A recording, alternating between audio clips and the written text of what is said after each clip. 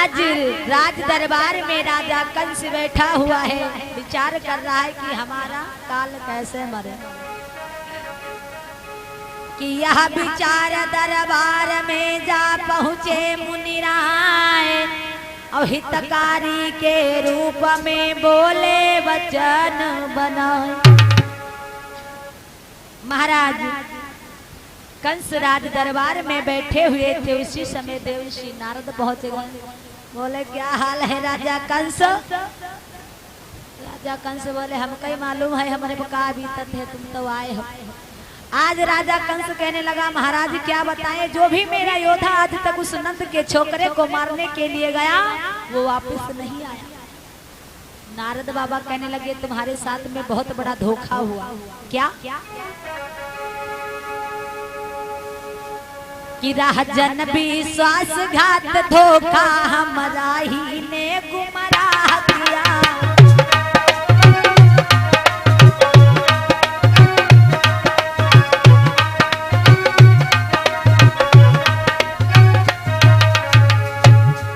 राजन विश्वासघात धोखा हमारा ही ने गुमराह किया। और घर का बेदी वसुदेव हुआ जिसने मथुरा का दाह किया।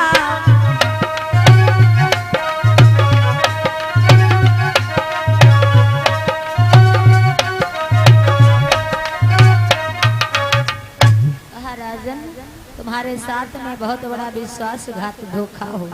क्यों? कि घर का बेदी लंका ढावे है? बताया जाता है कि घर का वेदी यानी कि घर का ही एक ऐसा व्यक्ति होता है जो घर का भेद बाहर ना बताए तो बाहर वालों को पता कैसे चले।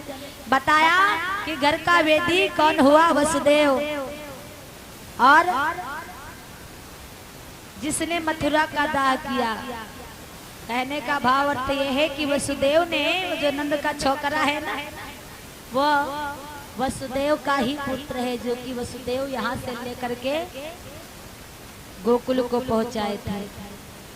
कहा राजन तुम्हारे साथ में बहुत बड़ा धोखा हुआ है।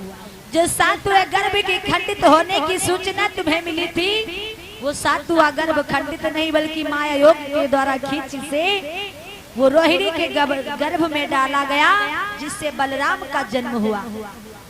कहा सुनो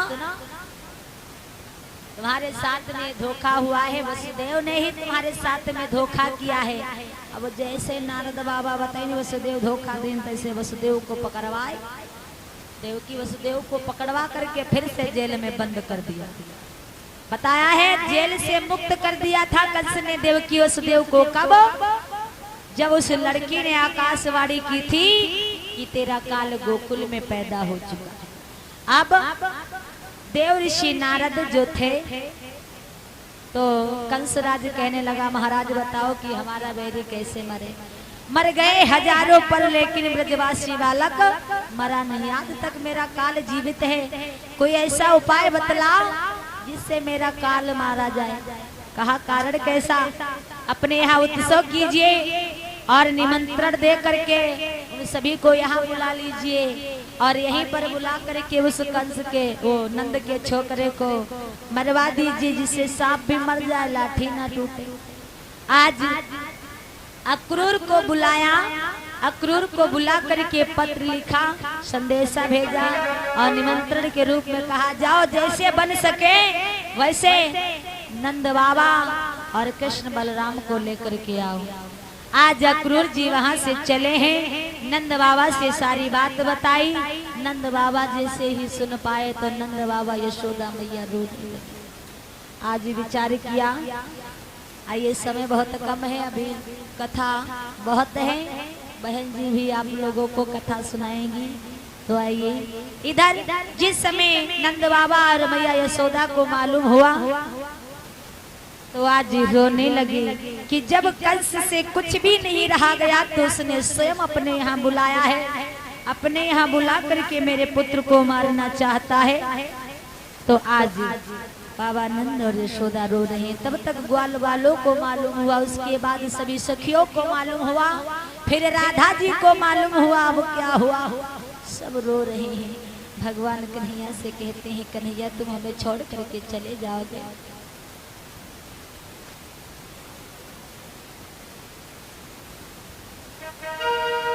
बोल वृंदावन बिहारी लाल की, बोल राधे रानी सरकार की।